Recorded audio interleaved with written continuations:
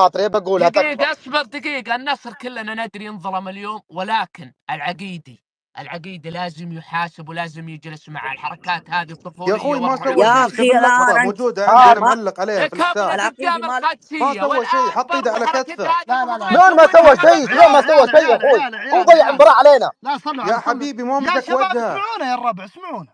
يا ابو فيصل خلونا ممكن دقيقة بس بعد اسمعني اذنك؟ اسمعني اسمعني اسمعني. خلونا أبو نتكلم. فيصل عندي مداخلة. ابشر يا عبد الله، الناس كلكم تبي تتكلموا، كلكم من اول، من اصغر إي واحد بس الى إني اكبر أنا واحد. عندي الله لا مداخلة كلكم. أتكلم يهينك يا عن ابو كلام فيصل. يا الرجال اخي اللي قبل شوي. كلنا زعلانين ومتضايقين. انا اتفق مع ابو فاطمه. ما بس دقيقة أنا بتكلم. العقيدي اخطا. شو نطبطب حنا؟ اخطا.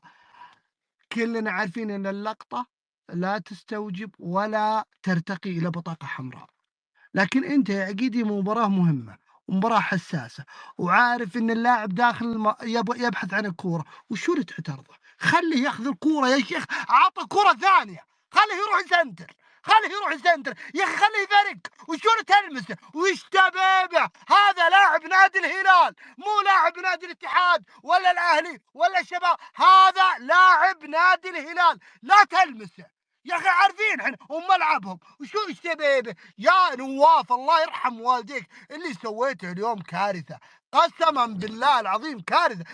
المباراه طارت علينا، بدل ما انا ماسك المباراه ومتسيد ورايحه ل 2-0 اروح التعادل، أبو وفي نفس فيصل اللقطه كرت احمر. أبو فيصل يا اخي أصلا من حرام، قبل والله حرام. يا اخي أصلا من انا قبل ابي طرد نواف. سؤال أبو دقيقة. عبد الله السؤال، انا ابي مرة بس الهلال ينظلم يا ناس. ابي مرة يا الهلال يطلع خلني أتكلم مظلوم من طيب بس. المباراة، اعطوني ابي مرة بس يطلع بخطأ تحكيمي الهلال. يا ناس الاخطاء كلها تجي ضد الهلال. انا من تابعت كرة القدم، والهلال دايم سبحان الله ما تجي اخطاء عليه، طيب وش دايم تفسر انت اخطاءنا الموضوع تخص. هذا؟ يا ها جماعة الخير، تعرف يا جماعة الماركه الخير، وتعرف عندك يا ابو المشجعين. فاطمة تسمح لي؟ بلا تدليس يا رجل، يا انت ابو عارف فيصل وانا عارف. انت قبل شيء تتكلم وتقول العقيدي، لكن اصلا من قبل اللقطه في تسلل على اسمه لقطه مالكم من البدايه، وفي فاول مارتينيز، واصلا كانت تماس للنصر وغيرها الحكم للهلال. هم قبل كانوا سيناريو انهم يطردون لاعب وبلنتي، الان تطور صار الوضع يا ايش؟ قلبي يا بلنتيين قلبي اسمعني. بدل لقطة بلنتيين العقيدي، وطرد. اسمع، بدل لقطة العقيدي كلنا شايفين متابع في لقطة متعب ولقطة تومبكتي، وكل شوف واحد انا رافع اي بس المفروض. انا اتكلم عن الاشياء اللي انظر فيها النصر له هو وسلبت منه، يا ما اخي انت باشياء لا كان احنا نطالب اسمع فيها، يا مسلم، اشياء انها يا اخي واضحه. انت ما انت العقيدي الهلال، لا تعامل لعيبتك نفس الهلال، انت فرق يا اخي، انت ما انت اي انا الهلال. هذا الموضوع لا تعامل فاهمينه يا ابو لعيبه ايه نفس فيصل، الهلال ما يا ابو تعرفه. فيصل. ابو انا فيصل اتكلم. نعرف، حنا نعرف هذا الشيء اي وكلامك انا بس صح. الهلال غير.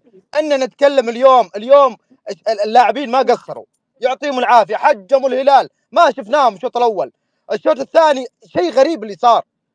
يعني انت طيب يا انا عقيدي كيف دقيقه انت يا عقيدي كيف فريق كامل الشوط الاول حجم الهلال، انت بخطا تافه يا اخي. خله اي يا والله اخي، خله. يا اخي حرام ليه عليك ليه يا ليه العقيدي، كل والله ام حرام القهر عليك يا ليه؟ نواف، من قسما جد بالله ليه يا حرام عليك يا نواف. خله يسنتر، وش المشكله؟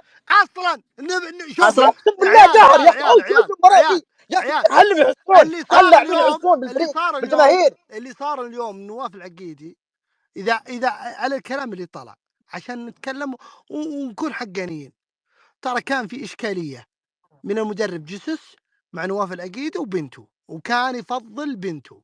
انت ليش تدخل حارسك الاساسي في ضغط نفسي عجيب؟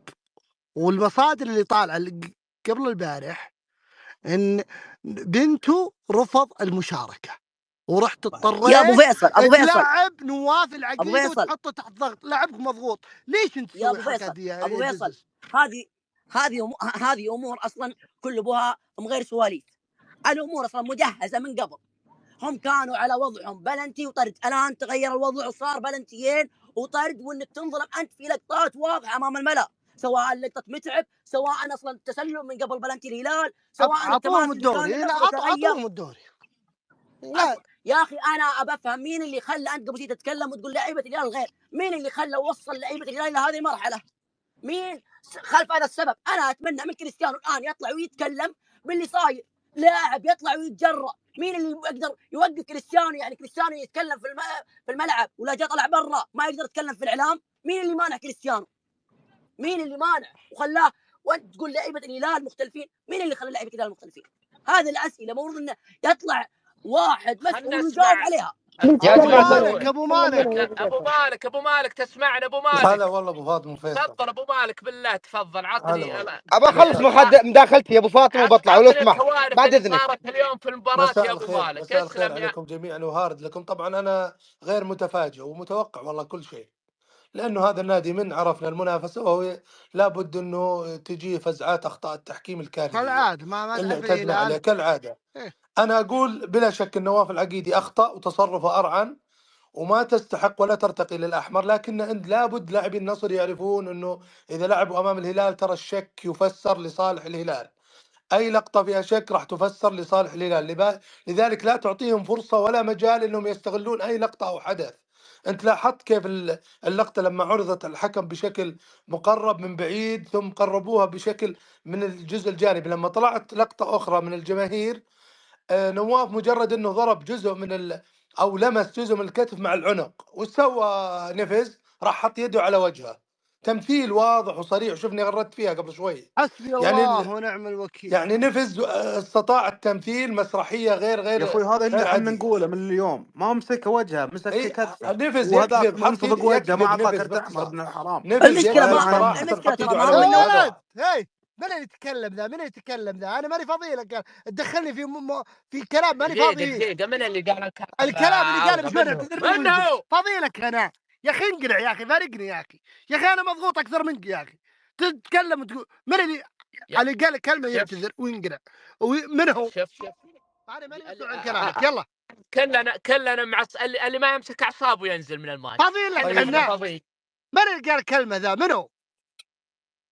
من هو انت يا خالد؟ حط صورة الدون. تكلم والله انزل من نفسك.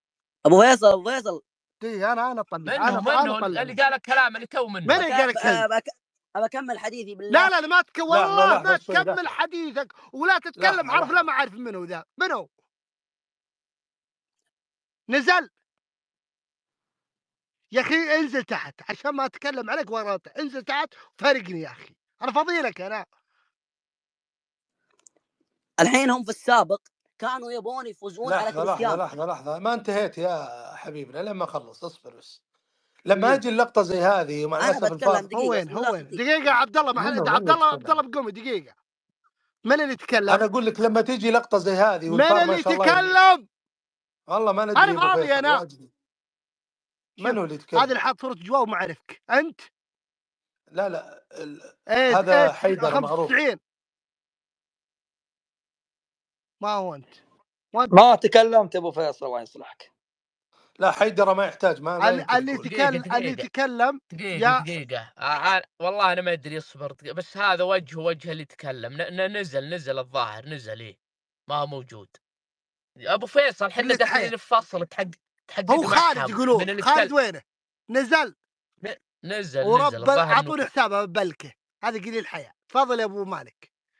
طيب باختصار نقول الفار ما شاء الله اللي تدخل في اللقطة ليش تغاضى عن لقطة متعب وضربه في مكان والكرة ما لعبت؟ هذه ضرب بدون كرة والكرة كانت ثابتة ما لعبت، وبالتالي لابد انه يتدخل ويعرضها للحكم على اساس يصير في طرد مقابل ممكن النصر يستفيد منه. طبعا ما في جديد. الجولة التاسعة اعطوا بلنتي امام الفتح في اخر الدقائق، اخذوا نقطتين في اخر 5 دقائق غير صحيح بشهادة 10 محللين.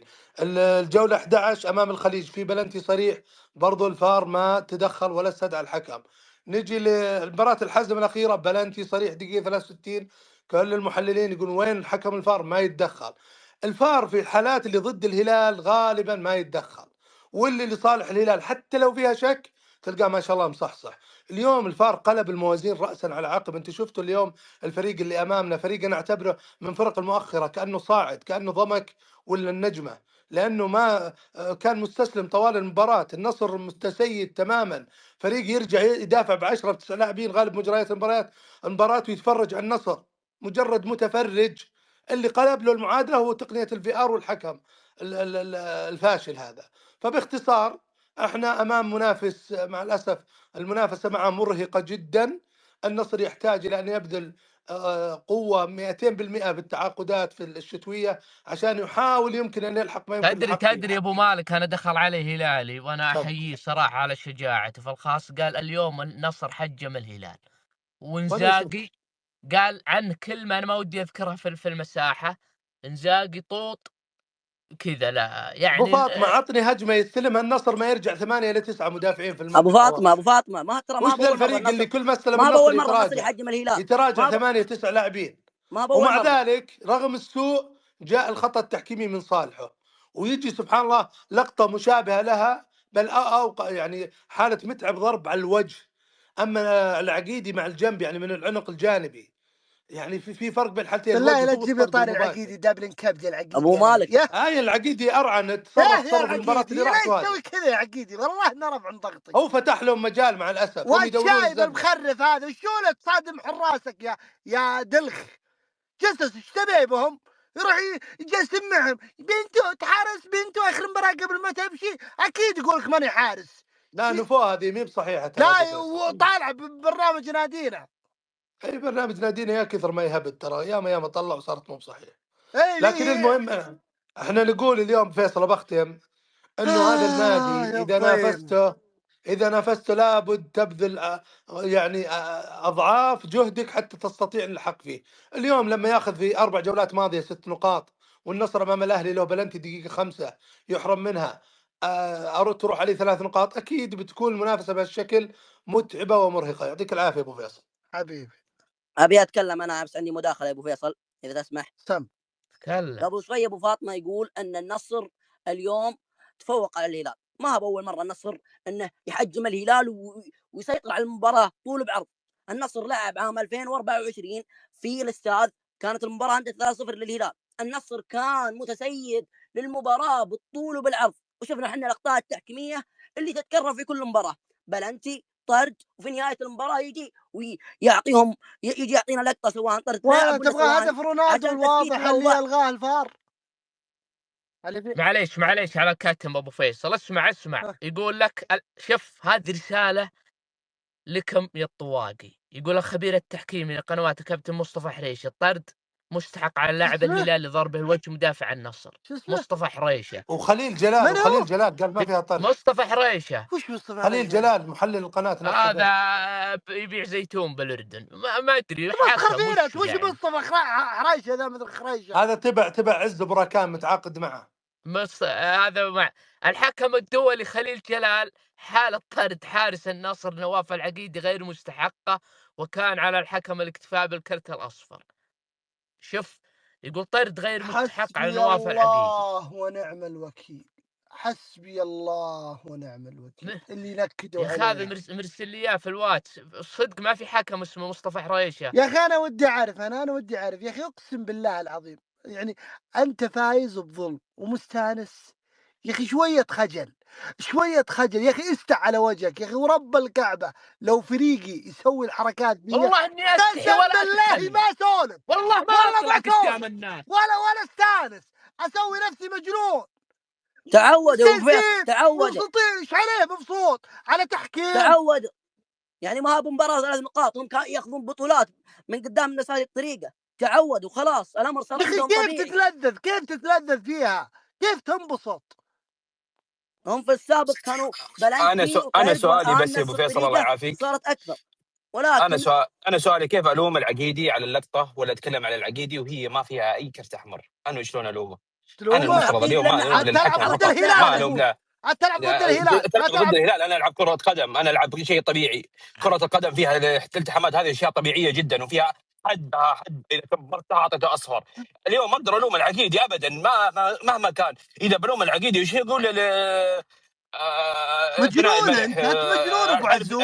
الحربي يا اخي انت تلعب ضد نادي الله يستر عليه عنده اشكاليه. ايه طيب انا اتكلم عن الظلم اللي قاعد يصير. انا اليوم اعرف اني بنظلم، اصير معدل المسهم. انا قاعد العب كره سله ولا كره قدم، طبيعي الالتحامات هذه الا لهم. المفترض اليوم ما يلام العقيدي نهائيا ابدا، ولا اجيب طريق اجيب طاري الحكم اللي الا الومه حتى لو لامسه لمس. وش تبي به؟ خليه يفارق على اساس اصلا انت سلك يا شيخ. يا ابو فيصل يا اخي نواف لقطه سليمه شبيبه 100%. نواف. كل اللي موجودين بالمساحه حاليا معك على المايك يعرفون انه ما فيها طرد، الحكام وخبره التحكيمين جميعهم اجمعوا انه ما فيها طرد. اليوم ليش اليوم حاسك رمه، حاسك رمه، حاسك زلابه، ايه المفروض لا لا لا لا ايه لا بس لا اليوم لا الحوار لا اللي يصير لا لا لا لا لا لا لا لا لا دقيقة يا لا لا لا ماجد، ماجد الألفاظ ماجد هذه لا انزل، ماجد تجيبها انزل. عندنا في انا المساحة، ترى ما احنا فاضيين لا لك انزل حنا. انزل وانا لا لا خليه انا يعتذر، نزلته. يفتح مايك لا ويعتذر، يفتح يعتذر، مايك ويعتذر. ينزل تحت فضيله انا. لا لا يفتح مايك ويعتذر. تعال يا ماجد. اي لا وين جيبه الا صدقت صح عشان ما يجينا قانونيا، معنا فضيح انك شوي صفر. وين ماجد؟ تعال. اللي بشوين نزل، انا ماني مسؤول عن كلامه نهائيا. اللي جاء مشوين ماني مسؤول عن كلامه، وانا ماجد وين انت؟ نهائيا. تعال اطلب مايك يا ماجد بسرعة، تعال.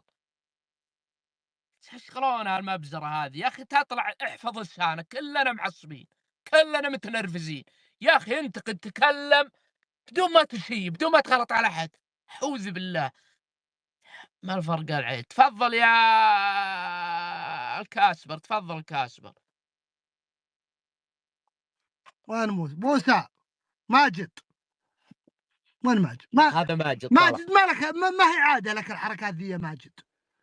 ايش فيك يا ماجد؟ انا ماجد اسف لا واعتذر، الله يرحم والديك. انا اعتذر ولحظه غضب نابع من محبه لنادي النصر، واعتذر للاعب نواف العقيد، وانا اشوف انه حارس مستوى سيء، واتمنى ان ذات النصر تبحث عن حارس مواليد. واعيد واكرر انا اعتذر عن الكلمه. خلاص قبل مقبول اعتذارك اخوي. شو اسمه؟ شكرا. يا القهر بس والله النصر كانت متناول. اقسم بالله والله الثلاث نقاط كانت بالمخبة، بس قسما والله بالله جره الحكم منك جر الان وهو طبيعي اللي صار. لا لقطه الهدف اصلا من البلنتي من الاساس كان متسلم، نادينا والله ما ندري وفوقها بعد الهدف اللقطه الصغيره هذه ياخذ كرت من هو المسؤول على البيانات بنادي النصر؟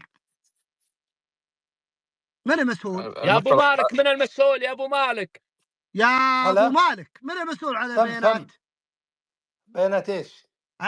ابغى بيان ينزل من النادي الان يستنكر ما صار بالمباراه. من اللي مسؤول؟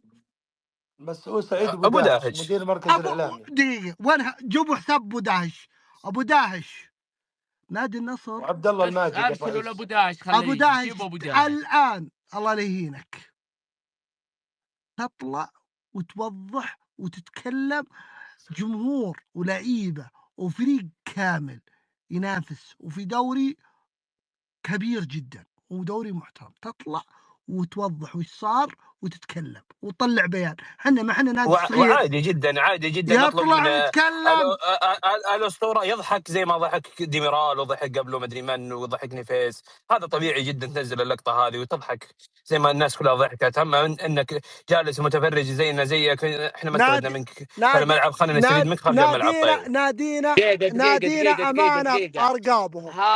دافعوا عن النادي، دافعوا عن النادي اللي بالإدارة، دافع عن النادي. تجلس ساكت كذا أنا ما أبغى. اطلع وطلع بيان، اطلع وطلع بيان الآن باللي صار، الفضيحة اللي صارت هذه.